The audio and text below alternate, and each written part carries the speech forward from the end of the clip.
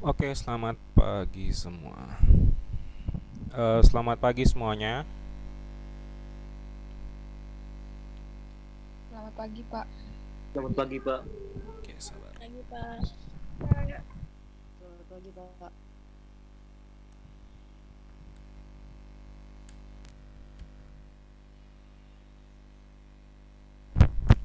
Cek, apakah suara saya bisa kedengaran? Ya, Pak. Bisa. Bisa, Pak. Oke, baik. Terima kasih. Ya, sekali lagi selamat pagi untuk semuanya. Terima kasih lagi untuk sudah bergabung di mata kuliah kimia dasar. Baik, hari ini kita akan masuk ke pertemuan kelima untuk mata kuliah kimia dasar dengan guys, ya kita akan masuk ke pertemuan kelima dengan materi dari bab yang baru. Semoga lancar-lancar seperti yang biasanya. Ya baik, sebelum kita memulai perkuliahan kita pada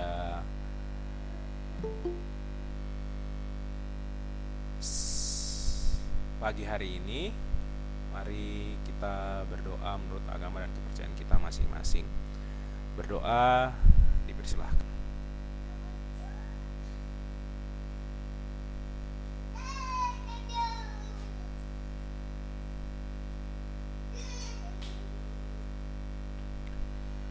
Berdoa selesai. Ya, baik, mungkin nanti akan ada akan ada banyak gangguan ya karena saya hari ini bertugas untuk menjaga jagoan. Oke, saya akan memulai mengabsen jadi sampai jam 8 lewat 1 lewat 2 kita ada 11 orang ya. Jadi silahkan di open kameranya. Hari ini saya absen open kamera saja.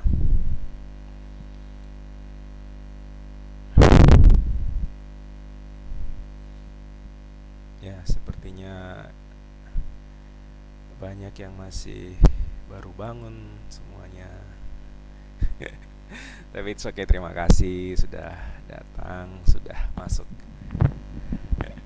Ya, nanti habis itu close kamera lagi nggak apa-apa. Marcelina, Miftahul, dan Inul Ida. Oke, Marcelina mukanya. Oke, terima kasih. Dan yang terakhir Inul Ida. Inul, yang lain sudah boleh close kamera kecuali Inul Ida. Inul Ida, where are you? Oke, terima kasih Inul Ida, mukanya sudah saya lihat. Silahkan kalau kembali mau menutup kameranya, tidak masalah. Ya, jadi saya sudah berkonsultasi dengan Pak Kajur dan kita akan tetap melakukan perkuliahan secara online sampai UTS. Ya, nanti setelah itu baru kita melakukan secara offline. Ya. Jadi nanti sampai UTS ada 8 pertemuan dan sampai UAS juga 8 pertemuan kita akan lakukan secara offline ya. Dan terima kasih juga saya sampaikan untuk yang sudah mengumpulkan tugas ya, walaupun ada yang terlambat tapi tidak masalah. Saya sudah periksa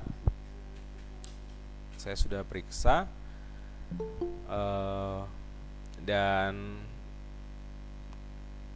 masih banyak yang nilainya kurang dari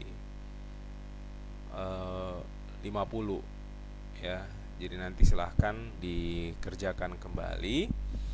Nanti sebelum UTS kita akan ngebahas soal-soal tersebut ya. Jadi nggak usah dikumpulkan tapi dikerjakan kembali.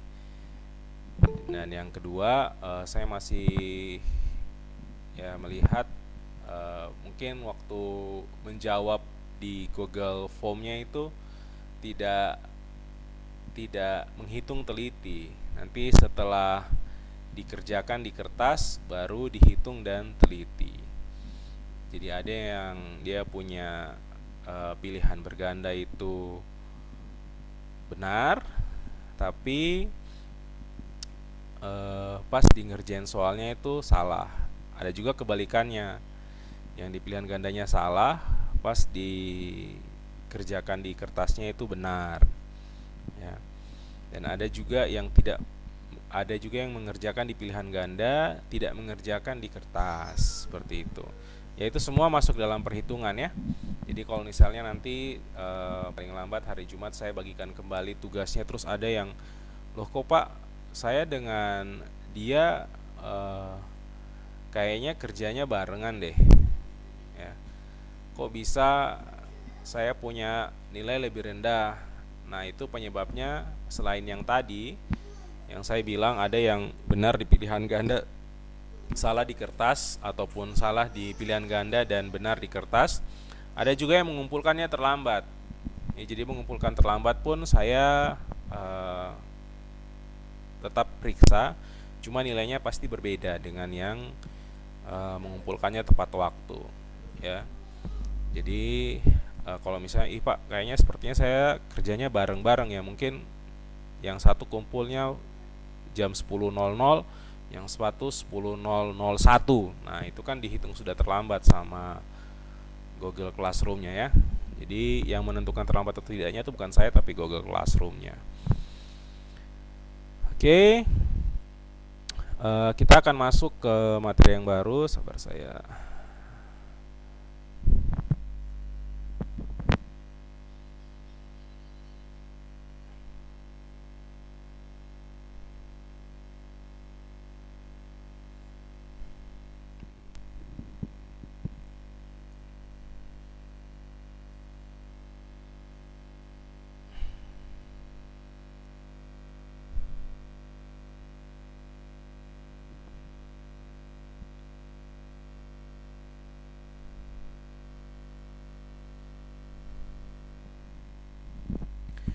Baik, apakah slide saya sudah terlihat? Belum, Pak. Udah, Pak. Sudah, Pak. Oh, sudah, Pak. Oke, sudah ya. Ya, minta maaf kalau relaynya agak terlambat, karena ya biasalah kita di Papua cuma satu operator Telkomsel dan itu tidak maksimal. Ya. Baik, hari ini kita akan masuk ke materi yang baru. Jadi kalau saya hitung-hitung, nanti sampai UTS kita akan ada 2 materi yang kita ujiankan. Yang pertama adalah perhitungan mengenai larutan, di mana larutan itu isinya bagaimana kalian sudah mengerti belum cara menghitung konsentrasi, terus sudah mengerti belum tentang sifat koligatif larutan. Nah, yang kedua kita akan berbicara mengenai asam dan basa. Ya, kita akan berbicara mengenai asam dan basa. Nah, asam dan basa ini yang kita bicara apa? Ya, tentunya adalah perkembangan teori asam dan basa. Terus kita juga mengetahui apa yang dimaksud dengan asam, apa yang dimaksud dengan basa, berdasarkan pengertiannya oleh beberapa ahli kimia yang disepakati oleh kimiawan di dunia. Jadi nanti saya jelaskan. Terus kita juga bisa menghitung ya, pH dari suatu larutan asam dan suatu larutan basa. Tentunya dasarnya kalian harus bisa menghitung konsentrasi. Makanya dari belajar menghitung konsentrasi, kita belajar sifat larutan yang pertama adalah sifat koligatifnya. Bagaimana suhu itu mempengaruhi kelarutan juga ya. Dan sekarang kita belajar mengenai sifat dan asam basa dari larutan. Baik, kalau misalnya kalian mempunyai buku Raymond Chang ataupun Brady, nah itu sekarang kita berada di bab 15 ya. Kita berada di bab 15 mengenai materi asam dan basa. Kalau di Brady ini sudah di edisi kedua, Sedangkan kalau di Raymond Chang ini juga di jilid yang kedua, ya, masing-masing di jilid yang kedua. Baik, kita mulai dengan apa itu asam? Ya, apa itu asam? Kalau misalnya kalian di SMA, ketika kalian belajar mengenai asam dan basa, baik itu dari guru kimia manapun atau yang kalian lihat, yang kalian dengar, apa itu asam? Ada yang mau membantu saya menjawab apa itu asam? Zat yang memiliki ukuran pH kurang dari 7, Pak. Oke, zat yang kalau dihitung konsentrasi pH-nya, konsentrasi H+-nya itu kurang dari 7. Ya, atau pH-nya itu kurang dari 7. Ada lagi pengertian asam atau yang pengertian asam yang masih kalian ingat?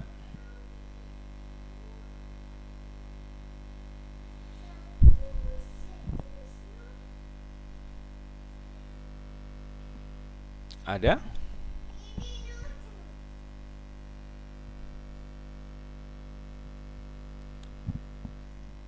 Ada? Oke. Baik. Jadi, kalau secara umum ya, asam itu dia memiliki rasa yang khas. Ya. Dia memiliki rasa yang khas.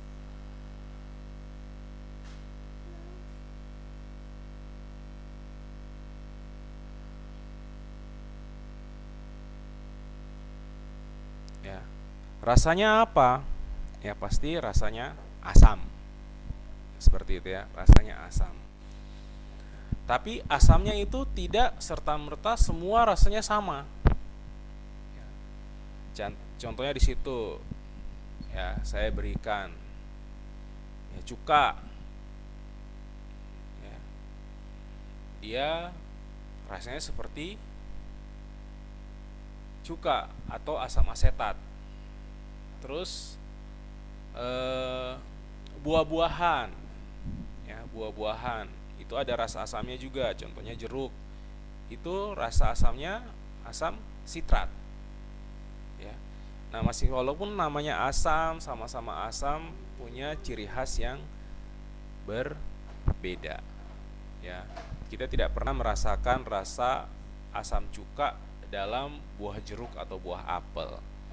Ya, bahkan apel yang asam pun, ya, apel Malang contohnya, dengan jeruk yang sama-sama asam, ya, jeruk nipis begitu, itu pun sama-sama buah tapi asamnya itu berbeda. Itu berbedanya dari mana, Pak? Nanti kalau kalian belajar organik, ya, misalnya tertarik untuk belajar organik, baca-baca bukunya, itu kalian akan melihat ada perbedaan di strukturnya. Nah, saya tidak tahu saya lupa apakah kalian sudah belajar mengenai ikatan kimia di semester 1. Nah, di situ kalau kalian belajar ikatan kimia, maka harusnya kalian diajar bahwa pengaruh ikatan, pengaruh elektron, terus pengaruh struktur itu juga bisa mempengaruhi rasa, warna, dan bau. Nah, itu juga mempengaruhi. Seperti itu. Nah, ya, yang kedua, ciri khas asam, ya, itu jika bereaksi dengan logam itu akan menghasilkan gas hidrogen. Ya, jika bereaksi dengan logam akan menghasilkan gas hidrogen. Ya, ini ciri-ciri asam.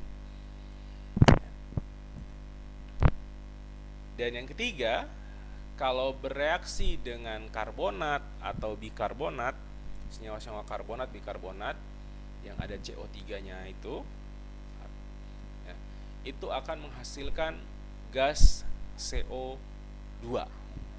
Ya. Nah, ini adalah 3 ciri dari senyawa asam. Pak, kalau misalnya pH-nya kurang dari 7, apakah itu juga termasuk ciri khas asam? Iya, itu termasuk ciri khas asam. Ya, tapi nanti kita lihat ya, ada nggak pH yang di atas 7 kita sebut sebagai asam. Ya, nanti kita lihat ya. Nah, sekarang kita yang kedua yaitu basa. Ya. Basa itu dia biasanya ciri khasnya yang paling kentara. Kalau asam rasanya asam, masam, bahasa Indonesianya masam. Kalau basa itu rasanya pahit. Ya, rasanya pahit. Nah, terus dia licin. Ya, dia licin. Nah, yang paling banyak kita tahu senyawa basa itu adalah sabun. Ya, sabun, deterjen itu mereka merupakan contoh dari senyawa basa. Nanti senyawa kimia apa yang ada di dalamnya, nah itu bisa kalian cari di internet. Nanti ujung-ujungnya kita ketemukan dia mempunyai ciri khas basa oleh pengertian yang nanti kita bahas. Ya. Terus basa itu pasti licin. Ya. Kalau kalian tidak percaya, coba gosok sabun atau deterjen itu, deterjen untuk cuci pakaian, kalian taruh air, baru gosokkan di kulit. Lama-kelamaan dia licin. Ya, tapi kalau cuka kalian taruh di kalian punya tangan, itu tidak terlalu licin. Palingan seperti ya biasa saja gitu, seperti kena air ya. Oh ya, itu dua ciri khas ya kalau kita mau mengenal atau mengidentifikasi asam dan basa. Jadi kalau misalnya ada senyawa di dalam lab, nanti kalau kalian jadi guru IPA terus kalian bingung, tidak ada labelnya ini apa, tapi dimasukkan ke dalam rak asam dan basa. Nah, itu kalian bisa mengujinya. Tentunya untuk pengujian nomor 1, untuk menguji rasa asam dan basa, itu bagusnya tidak dilakukan kalau di lab ya, karena itu semua bahan-bahannya murni. Terus Pak, yang bisa kita lakukan apa ya, yang kedua, yang misalnya basa. Kalau misalnya kalian bingung ini asam atau basa, ya kalian cari saja atau sediakan kapur. Ya, kapur yang biasa kita pakai untuk pinang, makan pinang itu kan kita sudah tahu dia kapur, dia mengandung senyawa karbonat. Nah, kita taruh aja, kita masukkan ke dalam larutan, tentunya larutannya di gelas reaksi saja, di tabung reaksi. Nah, kalau dia menghasilkan gas, ada gelembung-gelembung walaupun sedikit, oh kita bisa pastikan dia asam. Tapi kalau tidak ada, kita bisa pastikan kita bisa menduga dia basa. Nah, untuk membuktikan dia basa, coba kita ambil dengan cotton bud.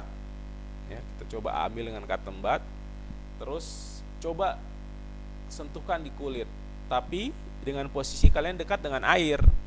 Ya, dekat dengan air. Jangan jauh. Nanti kalian labnya misalnya labnya di matematika, terus dia punya sumber air itu di PKM. Ya, keburu kalian sudah luka-luka duluan sama basa. Ya.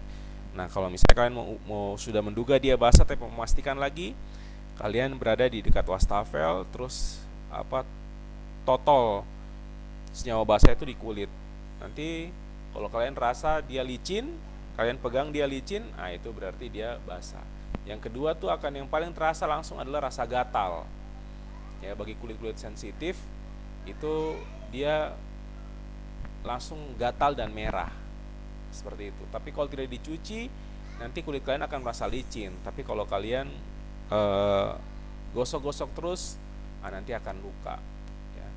Nah, kalau asam itu asam kuat, itu kalau ketika kena di kita punya kulit, itu akan terasa sakit dan langsung luka. Tapi kalau senyawa basa itu tidak akan rasa apa-apa ya, palingan kalian rasa licin terus kan hanya hapus dengan tisu saja, udah selesai. Tapi nanti lama-kelamaan gatal, terus kalian garuk, nanti luka. Ujung-ujungnya seperti kalian kena kurap atau kaskado, ya. Jadi nanti kalau kalian lulus atau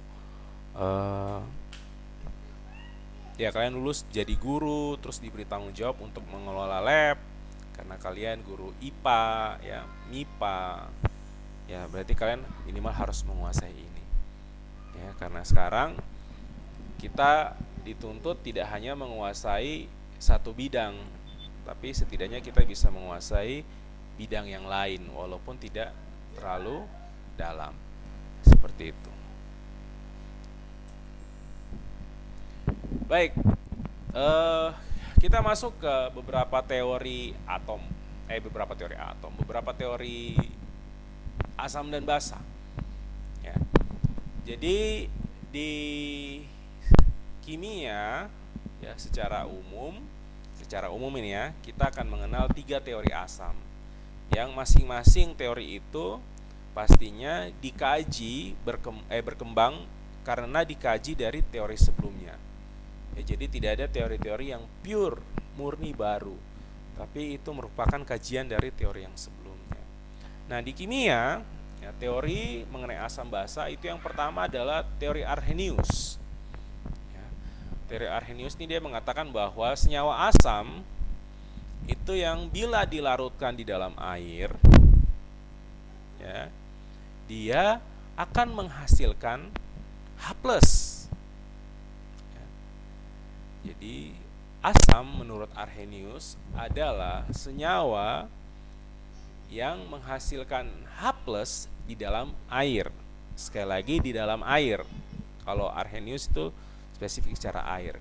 Demikian pula dengan basa. Ya.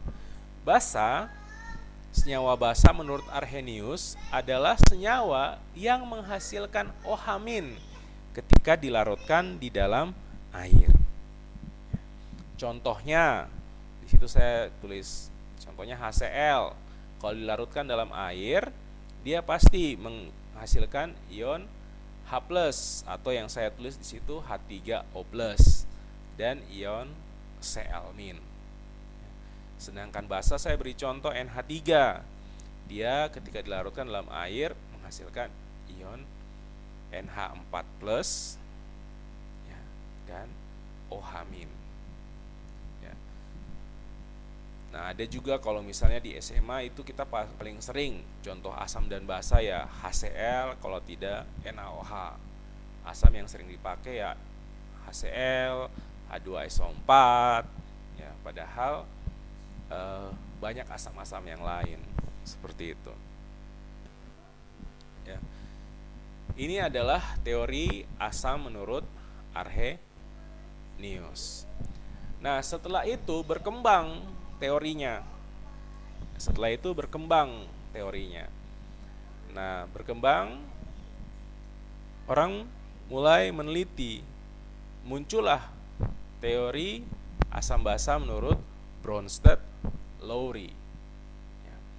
Nah, kalau Bronsted itu dia mengatakan senyawa asam adalah senyawa yang bertugas sebagai donor proton, ya, sebagai donor proton, ya, proton atau yang kita kenal dengan H+. Ya, sedangkan basa menurut Bronsted itu dia adalah senyawa yang berperan sebagai aseptor proton. Nah,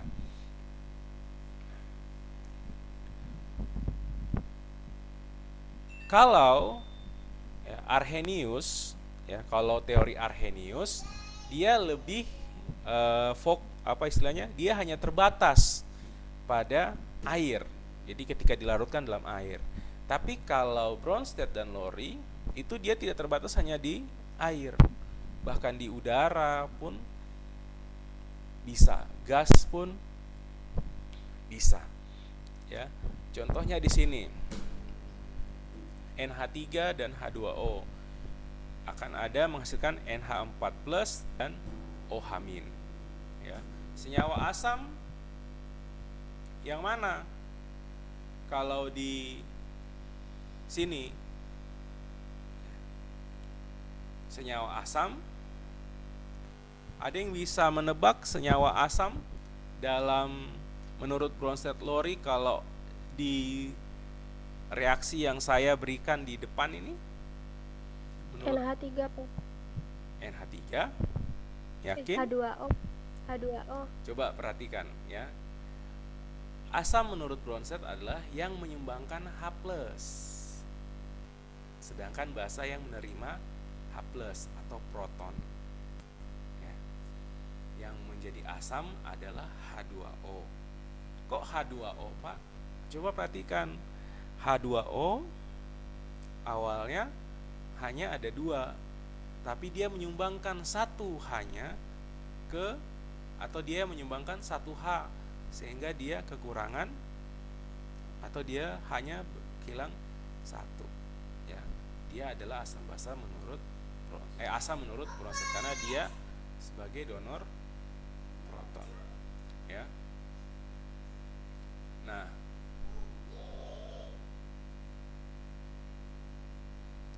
terus yang bertindak sebagai basa adalah NH3 karena dia yang menerima H+ dari H2O. Ya. Nah, di sini NH4+ pun dia akan bertindak sebagai asam. Ya. Sedangkan OH- sesuai teorinya dia juga bertindak sebagai basa. Ya, seperti itu. Ya.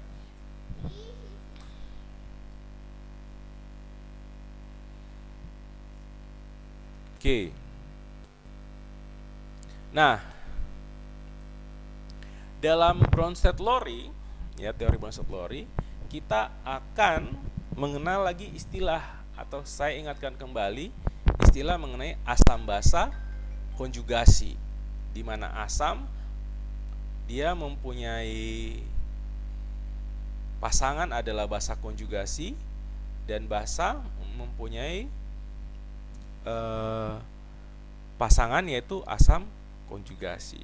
Di sini kita lihat NH3 sebagai basa dia mempunyai pasangan yaitu NH4 sebagai asam konjugasinya. Sedangkan H2O dia bersifat sebagai asam, dia mempunyai OH- sebagai pasangan basa konjugasinya.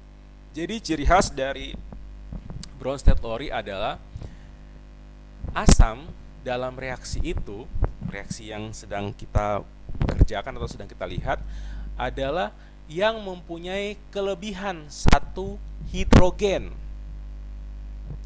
Ya, bisa kita bilang bahwa asam adalah senyawa yang mempunyai kelebihan 1 hidrogen. Ya. Contohnya kita lihat lagi di sini biar sesuai dengan apa yang saya bilang. H2O dengan OH- sama-sama mengandung O, sama-sama mengandung H. Ya, yang mempunyai H lebih banyak, ya H2O, dia akan bertindak sebagai asam dan OH- bertindak sebagai basa. Sedangkan NH3 dan NH4 yang asam yang mana? Ya pasti NH4 karena hidrogennya lebih banyak 1 ya ketimbang si NH3.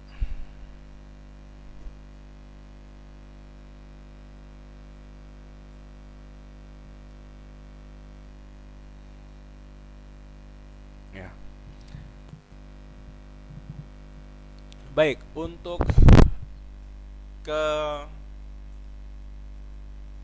teori asam basa Arrhenius dan Bronsted-Lowry, ada pertanyaan? Belum ada ya? Oke. Baik. Selain 2 teori asam ini, ada lagi teori asam basa yang lain, yaitu Lewis.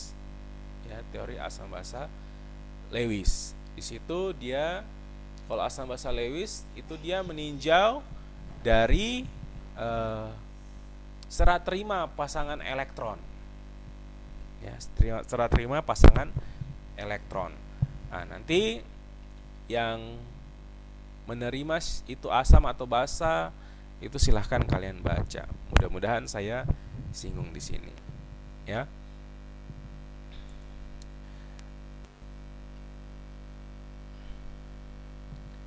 Nah, sifat asam basa dari air.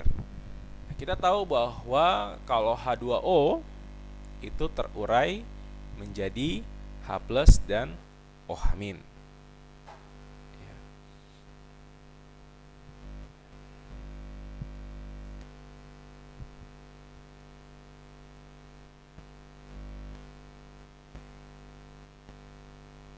Nah, di mana dalam air dia mengalami yang namanya autoionisasi. Ya, autoionisasi.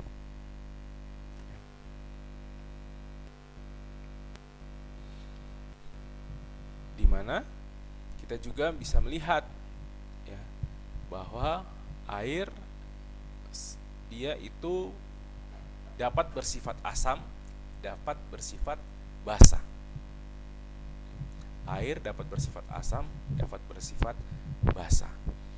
Nah, ini berarti kan kalau kita atau ini kan sesuai berarti dengan ciri-ciri khas asam dan basa sebelumnya kan, bahwa di situ saya belum menuliskan bahwa asam itu adalah senyawa yang mempunyai pH kurang dari 7 dan basa adalah senyawa yang mempunyai pH lebih dari 7.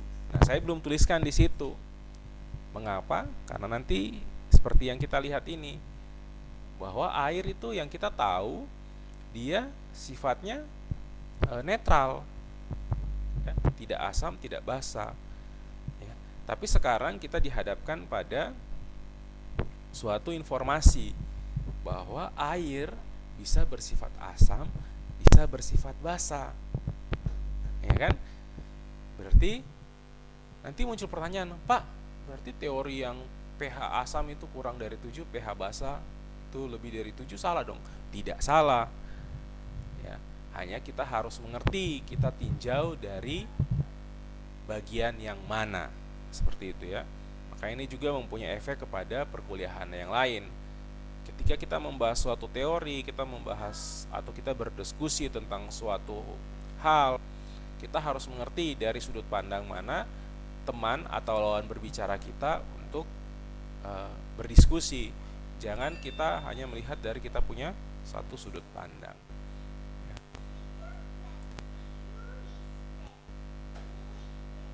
Nah, bagaimana produk ion dari air? Ya.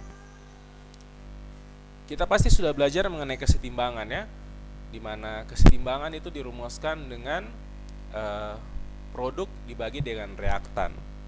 Di mana kesetimbangan dari ion-ion air adalah H+, konsentrasi H+, dikali konsentrasi H- dibagi konsentrasi H2O.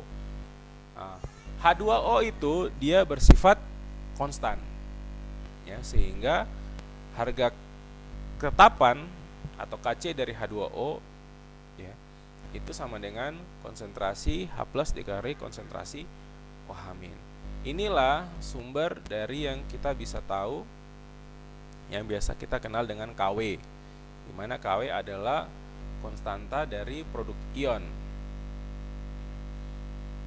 yang merupakan produk molar, konsentrasi molar dari H+ dan ion OH- pada suhu ruang, seperti itu, atau pada suhu 25 derajat Celcius ya, dimana harga Kw itu setelah dihitung harganya adalah 1 kali 10 pangkat min 14 ya. Dimana kalau konsentrasi H+ dengan OH- larutan itu bersifat netral. Kalau misalnya konsentrasi H+ lebih besar dari konsentrasi H-, dia bersifat asam. Kalau konsentrasi H+ kurang dari konsentrasi OH-, dia bersifat basa. Seperti itu. Nah, sekarang coba kita lihat sebuah soal. Dia menanyakan berapa konsentrasi ion OH- dalam larutan HCl ya, dengan konsentrasi ion hidrogennya adalah 1,3 molar. Ya. Kita gunakan rumus ini karena kita mau lihat ya konsentrasi H+ dan OH-nya. KW sama dengan konsentrasi H+ dan konsentrasi OH- sama dengan 1 kali 10 pangkat min 14. Kita tahu konsentrasi H+ ya dari soal itu adalah 1,3 molar. Berarti kita bisa memasukkan ke rumus OH- sama dengan KW per H+. Saya harap tidak ada yang bingung ketika dalam beberapa slide rumusnya sudah saya utak-atik ya. Nah, Ya, Pak. 1 kali 10 pangkat min 14 dibagi 1,3 sama dengan 7,7 kali 10 pangkat min 15 ya. Dari sini kita lihat bahwa konsentrasi H+ itu lebih besar dari konsentrasi OH-, sehingga HCl itu secara perhitungan dan secara teori dan perhitungannya dia benar adalah larutan asam. Seperti itu. Nah, bagaimana kita sekarang masuk ke dalam menghitung ya, perhitungan pH dari larutan asam. pH kita tahu rumusnya adalah min log konsentrasi H+. Sekali lagi pH sama dengan min log konsentrasi H+. Ya.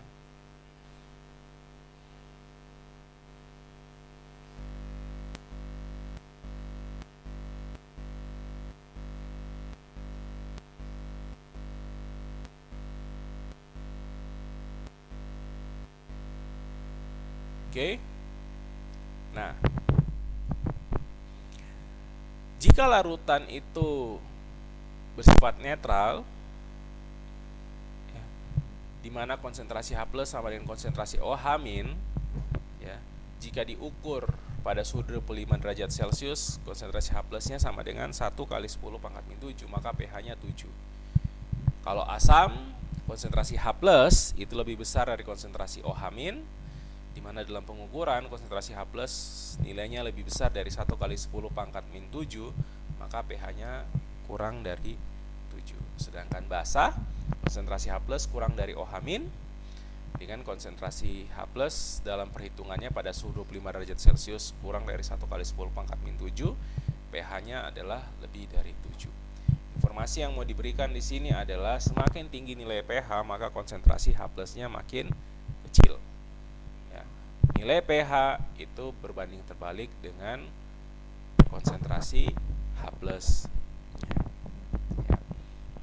Dalam slide ini saya ingin menekankan bahwa menghitung pH itu adalah min log konsentrasi H+. Ya.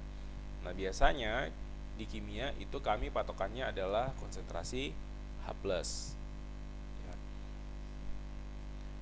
Nanti baru diturunkan menjadi konsentrasi OH- yang biasa kita kenal dengan, ada kayaknya saya tulis di sini juga, POH sama dengan min log konsentrasi OH-. Kalau kita mau mengukur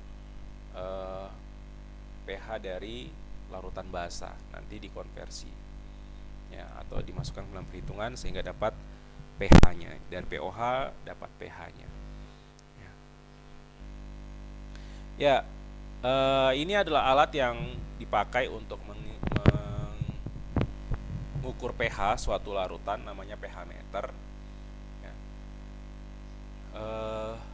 Ini merupakan versi yang kalau tidak salah generasi ketiga. Ya. Tapi sampai saat ini bentuk dari pH meter itu di lab-lab untuk penelitian ya bentuknya seperti ini. Ya. pH meter. Terus ada juga sekarang yang sudah buat dalam bentuk portable. Jadi lebih mudah dibawa. Namun semuanya tujuannya satu, mengukur pH meter. Nah, sedangkan tabel yang saya sertakan di situ adalah beberapa sampel yang diukur pH-nya menggunakan pH meter. Ya, mulai dari ya, kalau kalian tahu asam lambung dalam perut kalian, nah itu pH-nya 1 sampai 2. Ya, pH-nya 1 sampai 2. Ya. Bayangkan di perut kita ada larutan yang sangat asam. Kalau misalnya kalian yang pernah melihat HCl, itu pH-nya paling 4 atau 5. Paling kecilnya 3. Sedangkan kita punya asam lambung yang biasa bikin kalian sakit mah ini, itu pH-nya 1. Ya, sangat asam, sangat merusak. Ya. Tapi kok Pak perut kita nggak bolong-bolong? Nah, itulah indahnya kita sebagai ciptaan Tuhan. Ya. Untuk bagian perut itu kita punya sel yang cepat sekali beregenerasi. Ya. Terus dibantu dengan adanya makanan. Ya. Contoh kalau misalnya kalian mau tahu bagaimana regenerasi, kalian mungkin pernah nonton film X-Men dan ada satu tokoh namanya Wolverine. Nah, itu dia punya kemampuan itu adalah itu, bagaimana tubuhnya itu cepat meregenerasi. Jadi kalau dia luka cepat sembuh. Nah, itu ada di bagian perut. Ada di bagian perut, di lambung itu. Sehingga asam lambung yang begitu asam, dia bisa cepat, yang luka yang harusnya luka dia cepat sembuhkan. Ya. Nah, Pak, bagaimana dengan orang yang kena mah? Ya, kalau kena mah artinya kan kalian punya lambung itu sudah ada goresan, ya sudah sempat tergores, ya, sudah sempat tergores dengan cukup lama, ya, terus tidak ada bantuan makanan atau apa untuk menghambat ya asam itu untuk kena di luka itu. Jadi istilahnya sudah luka, ya sudah luka, terus kena asam lagi, terus kalian tidak mengisinya. Setidaknya kan makin tua umur kita, makin besar kita, kemampuan tubuh kita itu berkurang dengan akibat dari pola hidup, ya, pola makan seperti itu. Nah, kecepatannya itu pasti tidak bisa secepat waktu kita masih bayi. Masih bayi kita minum susu saya cukup, ya, air saja sudah cukup untuk melindungi perut kita yang kena asam itu. Ya, ada sel-sel, ada larutan-larutan yang bisa melindungi dengan cepat. Nah, kalau misalnya makin besar kita, ya pola hidup tidur sudah tidak cukup, terus main, yang paling berpengaruh adalah dalam kesehatan kita adalah makanan. Ya. Sekarang makanan kita itu boleh dibilang sudah kurang sehat, ya, sudah kurang sehat. Mulai dari bagaimana pemilihan bahan, pengolahan bahan, sampai penyajian, ya, ada beberapa hal yang kurang sehat, ya, apalagi kalau mahasiswa yang jauh dari orang tua itu pasti nggak sehat sebagian besar, ya, ada sebagian besar. Tapi kalau hidup dengan orang tua itu biasanya akibat dari diri sendiri, ya. Itu beberapa kasus yang saya lihat, ya, tapi tidak tahu kalau apakah itu termasuk kalian atau tidak. Ya. Nah,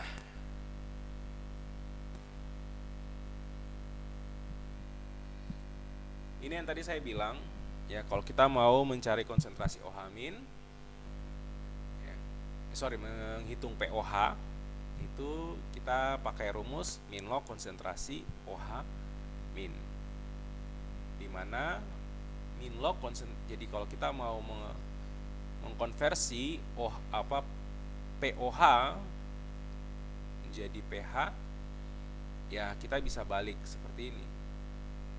Ya.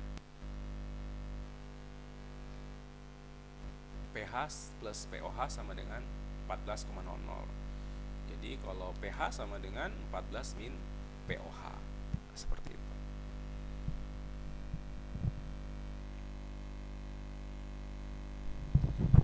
Nah, ada sebuah contoh soal. Ya, ada sebuah contoh soal. Jadi air hujan dikumpulkan ya, di beberapa daerah di Amerika Serikat sana. Ya. Setelah diukur pH-nya adalah 4,82. Ditanya berapa konsentrasi ion H+ pada air hujan. Kita tahu bahwa pH sama dengan min log H+. H+ itu sama dengan 10 pangkat min pH. Ya, ini kalau anak matematika nggak usah dijelasin lah ya bagaimana ya. Ya, aturan logaritma itu nanti dibaca lagi. Maka 10 pangkat min 4,82 sama dengan 1,5 kali 10 pangkat 5 molar. Ya. Oke. Ya. Nanti ketika UTS silakan pakai kalkulator. Silakan pakai kalkulator. Tidak usah karena kalian anak matematika jadi menganggap remeh, hitungannya nggak perlu pakai kalkulator. Kami anak matematika jago hitung-hitungan. Apalagi cuma 10 pangkat minus 4,82. Jangan. Ya, saya sarankan jangan. Sekalipun Anda anak matematika, gunakanlah kalkulator. Karena nilai-nilainya ini bukan bilangan bulat. Ya. Bilangan pecahan dan koma dan lain sebagainya. Jadi silakan gunakan kalkulator ketika UTS. Ya. Jadi ini video ini sebagai bukti. Jadi semua video perkuliahan kita, kalau saya tidak lupa merekam, saya akan menguploadnya di YouTube. Ya, silahkan didengar lagi. Kalau misalnya ada perkataan saya yang tidak sesuai, hari A beda, hari B beda, ya silahkan dikonfirmasi dengan video yang saya sharing di YouTube. Seperti itu. Ya, video ini open. Ya, ada yang mau bertanya? Tidak, Pak. Oh, jadi video ini open, silahkan kalian nonton ya dan mencari-cari. Oh, Bapak kayaknya kalimatnya kemarin begini, kalimat sekarang beda. Silahkan lihat di videonya. Ya. Oke, soal nomor 2. Kita kembali. Soal nomor 2. Ya. Konsentrasi ion OH- dalam sebuah sampel darah adalah 2,5 kali 10 pangkat min 7 molar. Kita diminta hitung pH dari darah. pH sama dengan POH. pH sama dengan 14 min POH atau pH plus POH sama dengan 14. POH sama dengan min log konsentrasi OH- sama dengan min log 2,5 kali 10 pangkat minus 7 sama dengan 6,60. Nah, tinggal kita masukkan pH sama dengan 14 min POH atau 14 kurang 6,6 sama dengan 7,40. Nanti dalam soal-soal yang saya berikan, tolong diperhatikan saya mintanya apa, H+ atau OH-. Ya, seperti itu. Perhatikan soalnya. Nah, elektrolit kuat. Kita menyinggung lagi larutan elektrolit dan non-elektrolit sedikit. Ya.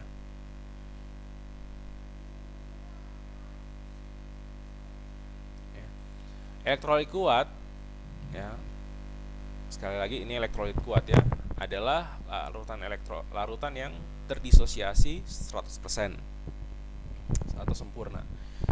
Dimana contohnya adalah NaCl. Ketika kita larutkan dalam air, dia sempurna terurai menjadi ion Na+ dan Cl-.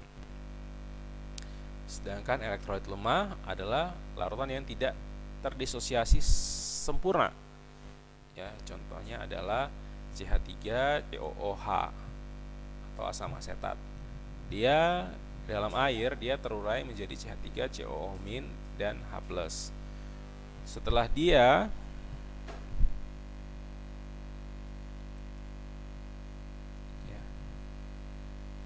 dia terurai menjadi dua ini, produk ini, ada sebagian yang kembali menjadi CH3COH ini. Ya. Kalau NaCl, elektrolit kuat, dia akan 100% terdisosiasi dan tidak ada yang berbalik menjadi NaCl lagi. Tapi kalau CH3COH sudah dari sini, dia akan kembali lagi ke sini. Ya. Nah, informasi baru bahwa asam kuat adalah elektrolit kuat. Lihat bahwa ketika dia dilarutkan atau terurai dalam air, dia tidak lagi balik menjadi produknya yang awal, ya.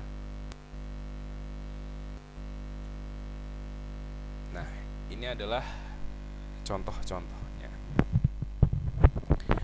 Nah, coba sekarang yang di HNO3 plus H2O, ya.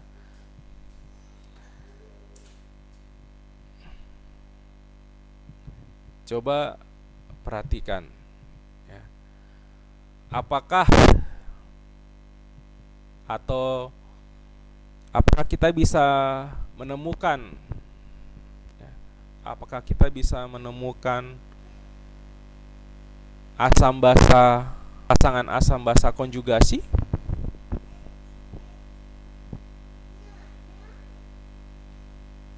Ya. Apakah kita bisa menemukan pasangan asam basa konjugasi? Bisa, Pak. Nah, yang nomor 1 HCl plus H2O. Ya. Yang mana asam, yang mana basa?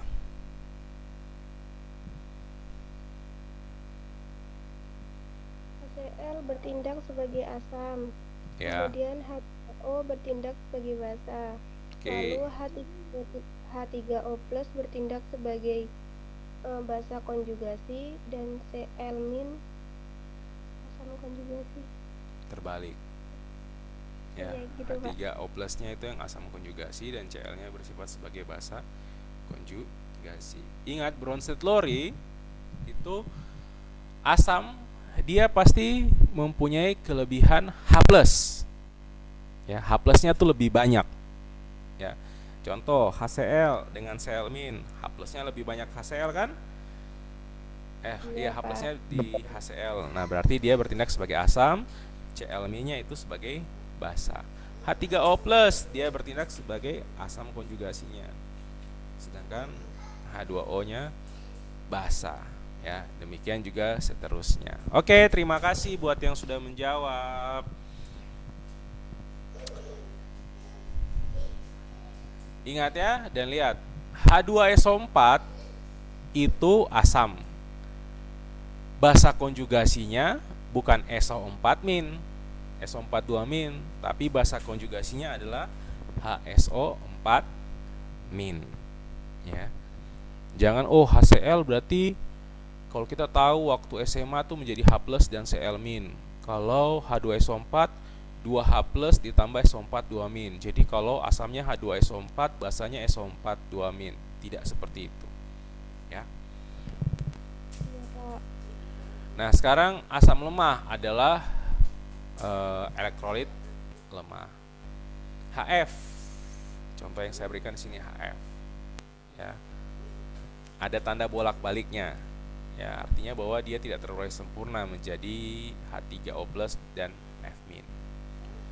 Terus HNO2, terus HSO4-. Nah, terus ada H2O di situ. Kok dia bisa, Pak, masuk ke dalam elektrolit lemah? Padahal kalau kita waktu di SMA, air kita masukkan alat uji yang bisa menyalanya, lampu menyala itu lampunya menyala terang, ada gasnya lagi, Pak. Artinya kan air itu elektrolit kuat. Nah, yang saya bilang, kalau kalian ingat pertemuan pertama atau pertemuan kedua kita, air yang kita minum, air yang ada di jual di toko-toko, itu mereka tidak pure H2O, tapi ada mineral-mineral di dalamnya. Nah, mineral-mineral itulah yang mengantarkan elektrolit untuk berpindah. Ya, jadi kalau air murni, jadi yang pure H2O, aqua bides, ya, itu bahkan kalian nanti cuma lihat gelembung doang, tidak lihat lampu menyala. Tapi kita kalian pakai misalnya le mineral atau air pam atau air hujan, ya itu akan lampu menyala. Karena yang bikin menyala tuh ada ion-ion di dalam, ada mineral-mineral yang ada di dalam. Ya, ada Ca2+, terus ada OH- juga ada di situ dengan konsentrasi cukup banyak, H+, ya, yang berasal dari yang air tangkap di udara sana. Seperti itu ya. Tapi kalau air murni sekali, dia merupakan asam lemah. Demikian juga dengan basa. Basa itu ada basa kuat juga merupakan elektrolit kuat ya. Sedangkan basa lemah adalah elektrolit lemah. Seperti itu.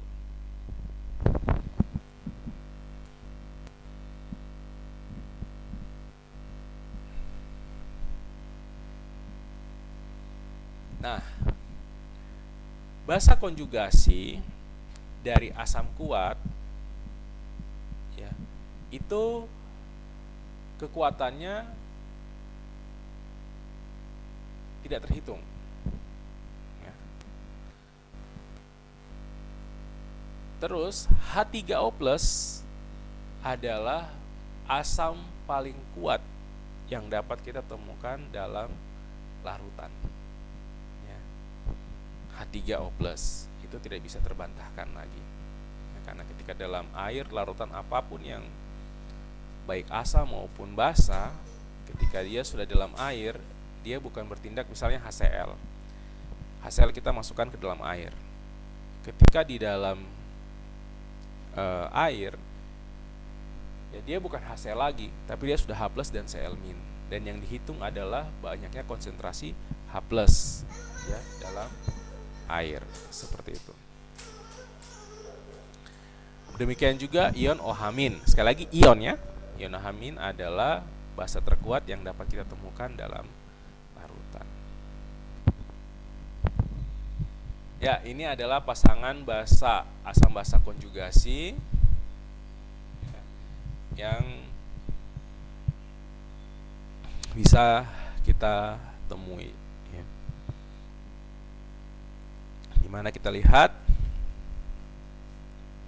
dari bawah ke atas kekuatan asamnya itu semakin meningkat, sedangkan dari atas ke bawah itu kekuatan basanya yang meningkat. Selama ini kita cuma kenal HCl dan H2SO4 sebagai asam kuat, bahkan ada yang tahu asam nitrat ya. Tapi ternyata ada yang lebih kuat dari lagi asam perklorid ya, asam perklorid ya. Ini kalau mereka dalam bentuk senyawa murninya ya, tapi kalau sudah dalam air, yang terkuat sekali lagi adalah ion H3O+ dan ion OH-.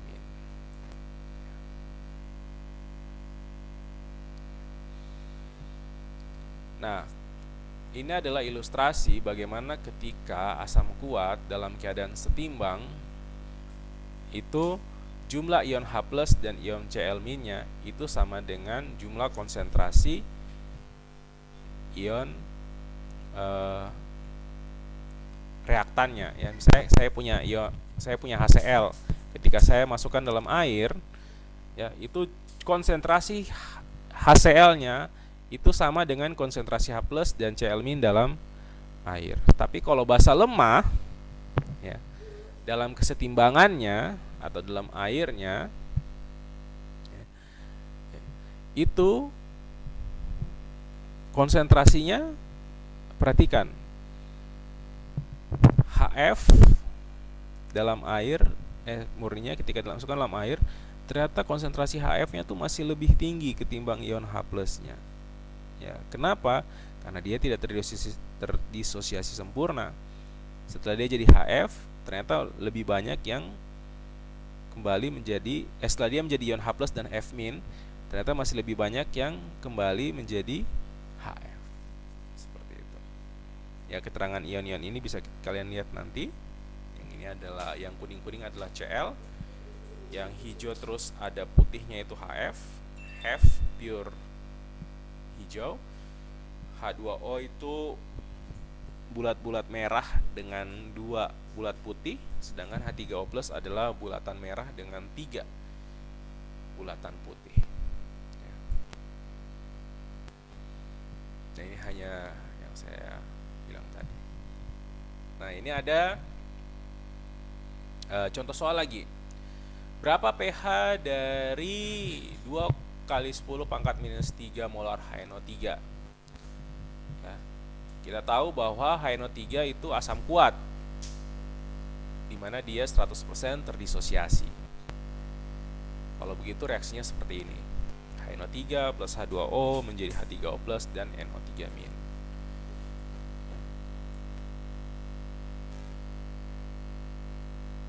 Mula-mulanya kita punya 0,002 molar. Ya. Dimana belum ada, awalnya ya, belum ada itu H3O+ dan OH-.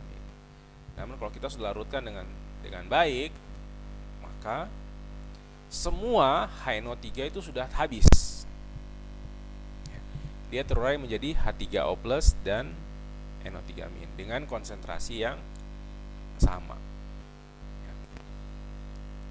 Dari situ kita tinggal hitung. Yang kita lihat yang mana, Pak?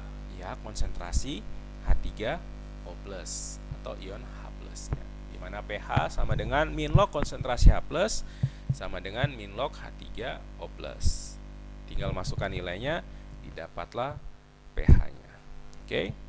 Yang kedua, berapa pH dari 1,8 kali 10 pangkat minus 2 molar larutan BaOH 2 kali?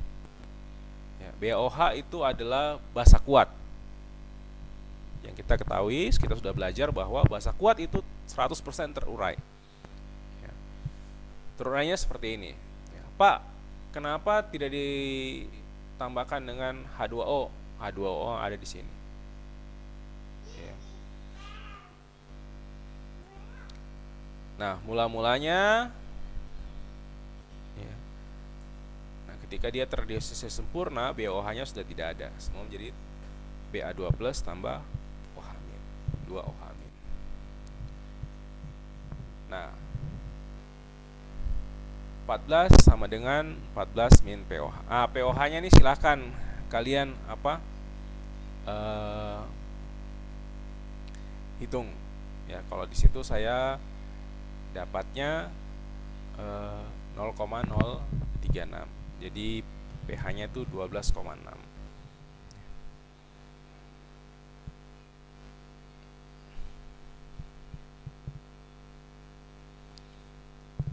Nah, sekarang kita belajar. Oke, sabar. Sebelumnya, untuk perhitungan dan mengenai asam kuat basa kuat, ada pertanyaan? Belum, Pak. Belum. Oke. Nah, sekarang kita lihat ya mengenai asam lemah dan konstanta pengionan asam. Ya. Asam lemah itu jika terurai dalam air, sekali lagi dia tidak terdisosiasi sempurna, menjadi H3O+ dan amin. Atau bisa saya tuliskan Ha menjadi H+ dan amin. Di mana konstantannya, kesetimbangannya, konsentrasi H+ dikali konsentrasi amin dibagi konsentrasi Ha. Mana Ka adalah konstanta pengionan asam. Ya. Semakin besar harga Ka, berarti dia asam lemah, semakin lemah asamnya ya. Semakin lemah asamnya. Ya, ini beberapa konstanta asam lemah dan basa konjugasinya dihitung pada suhu 25 derajat Celcius. Ingat, konstanta pada suhu yang berbeda bisa saja nilainya berbeda ya. Nah, sekarang kita masuk contoh soal bagaimana cara menghitung ya, pH dari basa lemah. Di sini ada soalnya berapa pH dari 0,5 molar larutan HF pada suhu 25 derajat Celcius. Ya. Jika nanti di soalnya tidak ada tertulis suhunya, berarti itu pada suhu 25 derajat Celcius. Ya. Sekali lagi, jika nanti di soal saya tidak tertulis pH-nya, berarti silahkan kalian pakai nilai Ka pada suhu 25 derajat Celcius. Di mana HF reaksinya adalah seperti demikian. Pertama kita cari dulu Ka-nya. Kita cari dulu Ka-nya.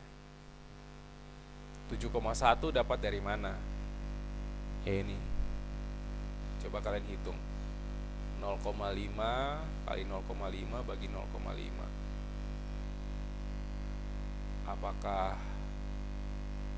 7,1 kali 10 pangkat min 4 enggak? Coba dihitung.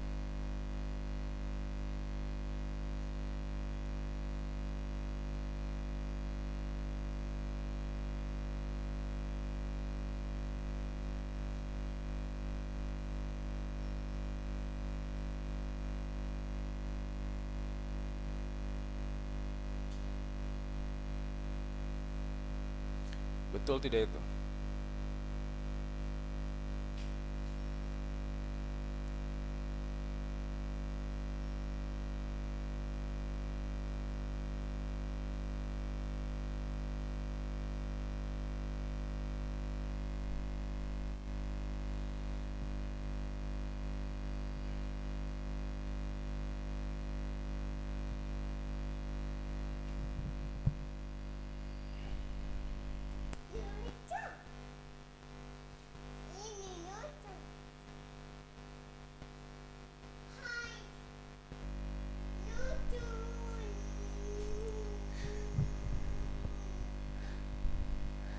Ya, jadi tidak serta-merta ya. Ka-nya itu langsung kita dapat 7,1 kali 10 pangkat min 4 dengan masukkan 0,5 kali 0,5 dibagi 0,5. Ya. Itu kenapa bisa terjadi? Karena kita ingat asam dan basa lemah mereka tidak terdisosiasi sempurna. Ya, tidak terurai sempurna. Maka menghitungnya seperti yang saya paparkan di depan. Jadi mula-mula yang berubah berapa, di kesetimbangan berapa. Mula-mulanya kita tahu 0,5 H plus 0 dan lainnya 0. Perubahannya berapa? Kita tidak tahu. Mula-mulanya kita tahu, mula-mulanya kita tahu. Tapi perubahannya seberapa kita tidak tahu. Makanya saya tulis min X plus X plus X ya. Di sebelah kiri anak panah pasti min X. Ya, kenapa? Karena reaktan pasti terurai menjadi produk-produknya. Ya. Sedangkan produk itu pasti dia bernilai positif karena kenapa? Dia dihasilkan seperti itu. Nah, ketika pada kesetimbangan didapatlah 0,5 kurang X ya, jadi awal dikurang berubah ya, di sebelah kanannya X dan X. Ka-nya X kuadrat dibagi 0,5 min X sama dengan 7,1 kali 10 pangkat min 4 ya. Ka-nya sangat kurang dari 1 ya.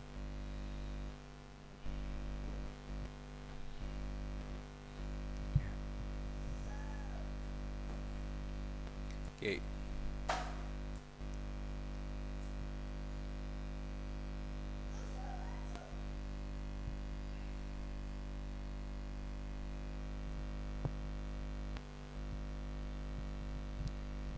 Oke.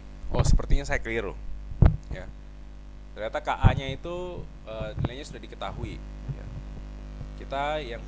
Yang kita cari di sini adalah konsentrasi dari H+.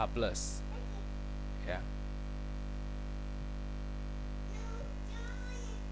Ya, jadi KA sama dengan untuk mencari H+, ya, mencari H+, rumusnya adalah KA sama dengan H+ kali F min dikali HF, ya. KA nilainya adalah 7,1 kali 10 pangkat min 4, ya.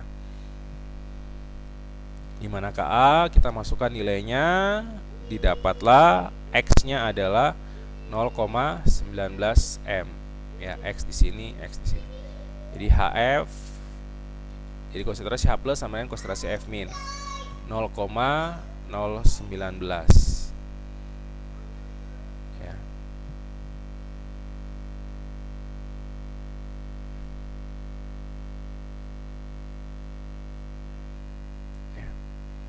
Sehingga kita bisa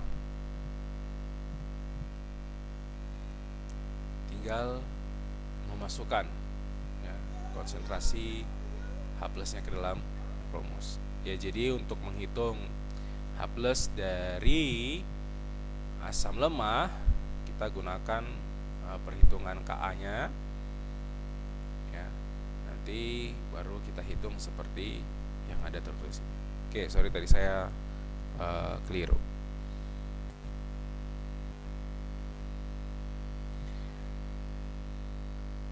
Nah, kapan kita dapat memakai perhitungan yang tadi, ya? Ketika X itu kurang dari 5% dari harga substrat, ya.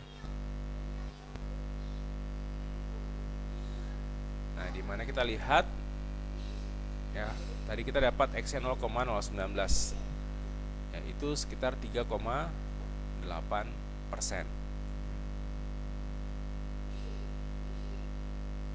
Nah, sekarang coba kalian hitung berapa pH dari 0,05 HF.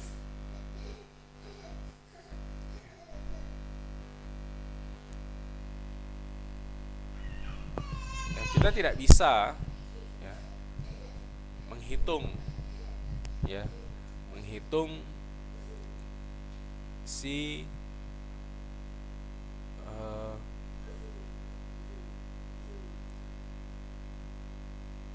HF-nya kalau konsentrasinya tuh 0,05. Coba kita kembali hasilnya.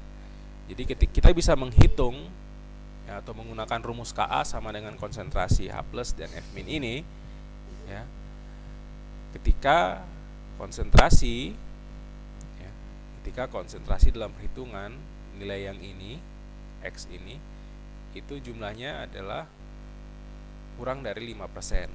Kalau misalnya lebih dari 5%, maka perhitungan yang menggunakan Ka sama dengan konsentrasi konsentrasi produk per konsentrasi reaktan itu tidak bisa dipakai.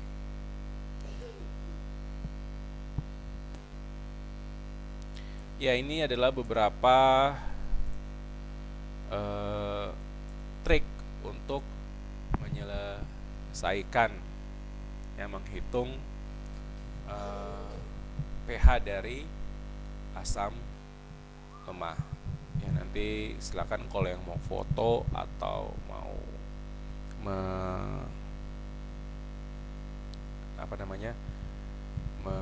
screenshot, terserah. Ya. Jadi kalau saya bisa jelaskan secara ringkas, ya. Pertama kita identifikasi dulu, ya,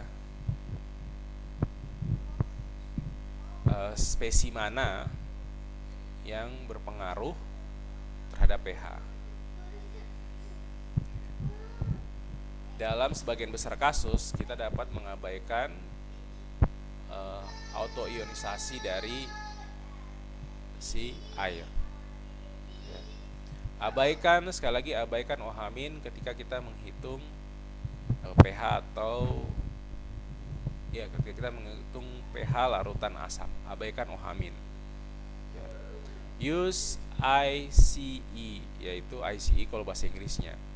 Kalau bahasa Indonesianya itu adalah mula-mula bereaksi setimbang.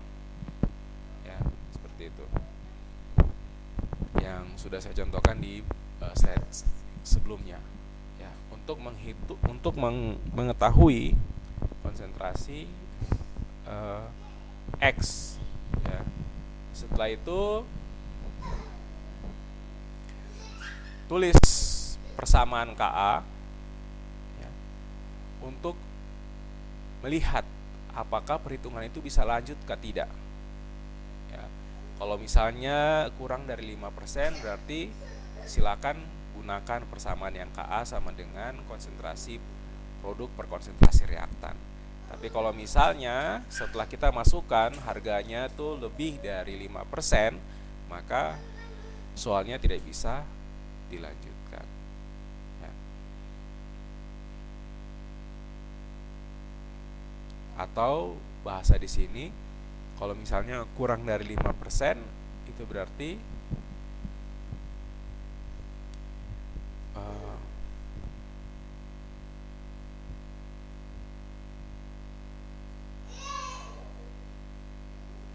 tidak valid, seperti itu, ya. Nah, ini sekarang ada sebuah soal, ya.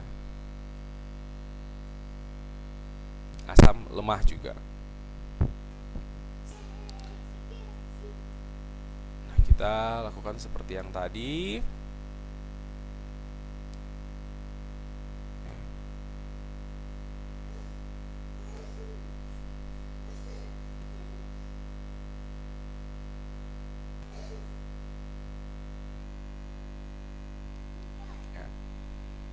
Seperti itu. Ya, nanti kalau misalnya persentasenya kalian dapati lebih dari 5%, kalian tulis saya seperti ini.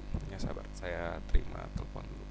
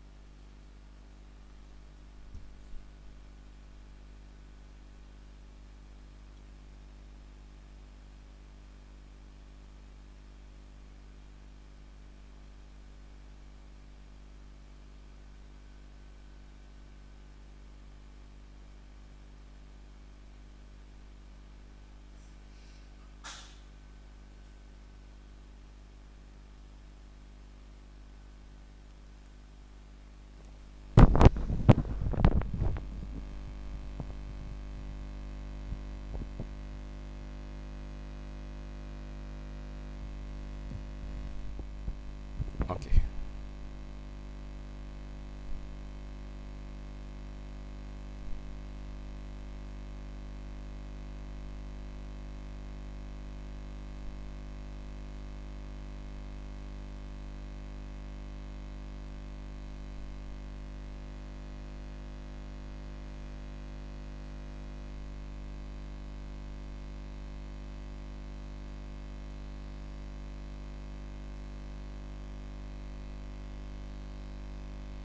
Ya.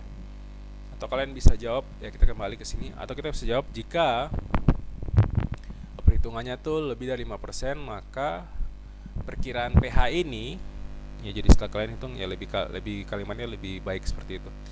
Jadi karena dia lebih dari 5%, maka perkiraan konsentrasi atau pH-nya itu yaitu kemungkinan tidak tepat.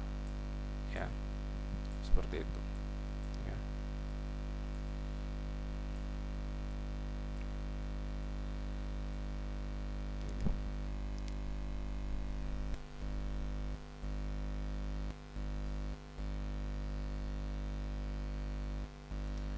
Ya, ini untuk basa juga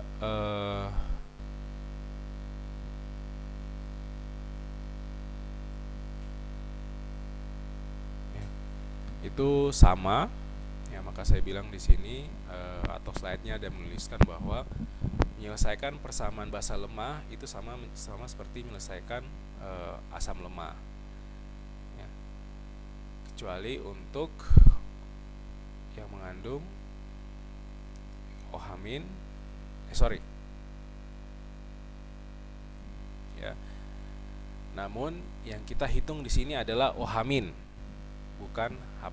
Jadi ketika menghitung basa lemah, ya kita abaikan H+-nya. Ya, jangan konsentrasi H+-nya kalau ada di situ kita abaikan karena kita cari basanya. Seperti itu.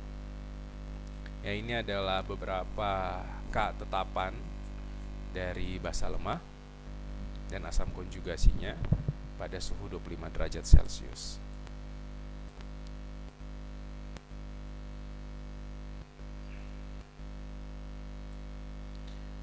Ya, ini slide ini sebagai informasi ya bagaimana menghitung konstanta ya dari asam basa, pasangan asam basa konjugasi.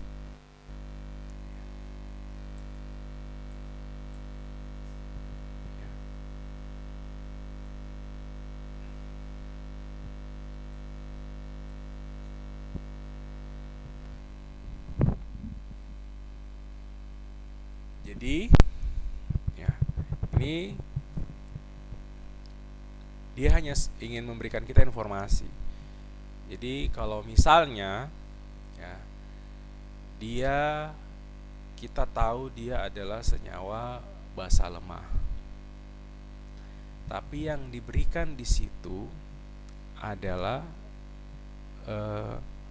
kalau basa lemah kan harusnya dikasih Kb, tapi ternyata dikasih Ka. Maka kita hitung saja Kb-nya sama dengan Kw per Ka gitu. Jadi kalau dikasih Kb terus disuruh hitung basa lemahnya, ya bisa kita langsung masukkan rumus. Tapi kalau misalnya kita yang dikasih tahu di soal adalah Ka, berarti kita harus cari tahu dulu Kb-nya. Kb-nya gimana? Ya, ini ada rumusnya. Ya.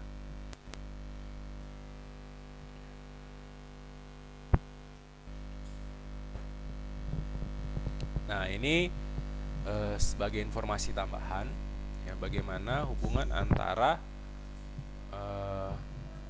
struktur molekul dan kekuatan asam. Ya.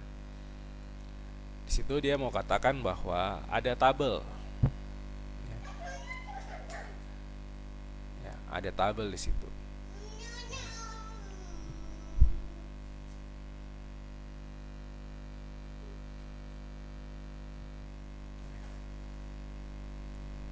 Ada tabel di situ, di mana dia memberikan informasi kepada kita ikatan yang terjadi dan berapa kuat ikatannya, serta eh, kekuatan asamnya, ya. Ya. Ternyata kalau kita perhatikan, ya, dalam satu golongan makin ke bawah kekuatan asamnya makin kuat, ya. Dan kita lihat kekuatan ikatannya, makin kecil kekuatan ikatannya, maka sifat asamnya makin kuat. Seperti itu, ya. Jadi semakin kuat ikatan, dia sifat asamnya semakin lemah, ya.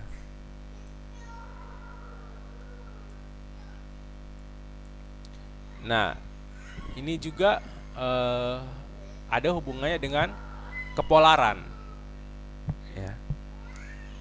Ya, semakin polar sebuah ikatan, ya, maka semakin mudah untuk memutuskannya, ya.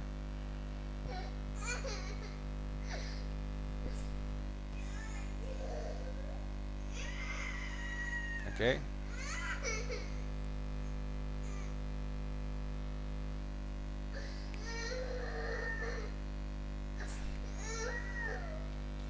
Nah, itu berlaku pada Z. Z adalah atom pusat, ya, yang sangat elektronegatif, atau Z itu adalah atom pusat yang sangat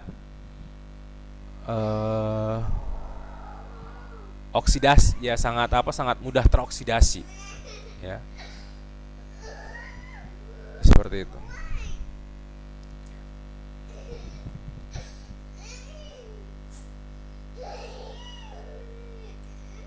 Oke, sampai sini dulu. Ada pertanyaan?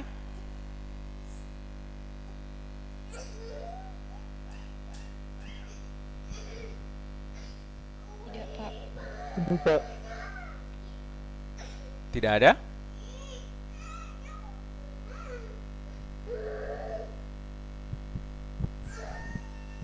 Tidak ada pertanyaan? Cek, cek. Tidak ada, ya?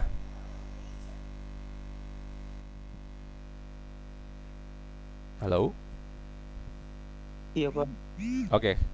Kalau tidak ada pertanyaan, baik, silakan kita buka kamera untuk absensi terakhir.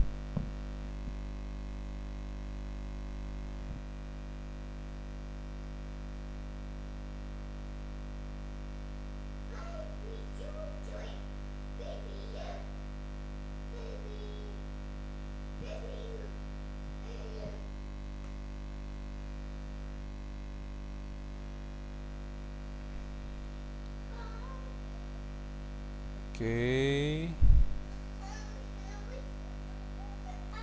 Kevin Agustin. Oke, Rendra Wibisono.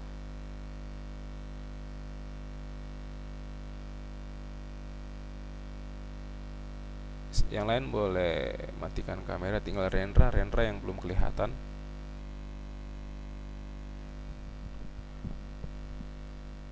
Rendra ada tidak, ya?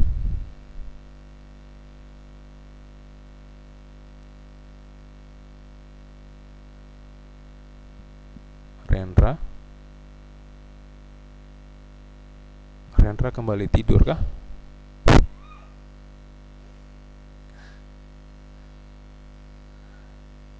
Oke, Rendra tidak ada, ya? Oke, baik. Oke, demikian kuliah kimia dasar kita hari ini, dan sampai jumpa di minggu depan, ya, dengan materi lanjutan. Kalau tidak ada pertanyaan, baik, saya akhiri. Selamat pagi semuanya dan Tuhan berkati kita semua. Selamat pagi. Terima kasih, Pak. Terima kasih.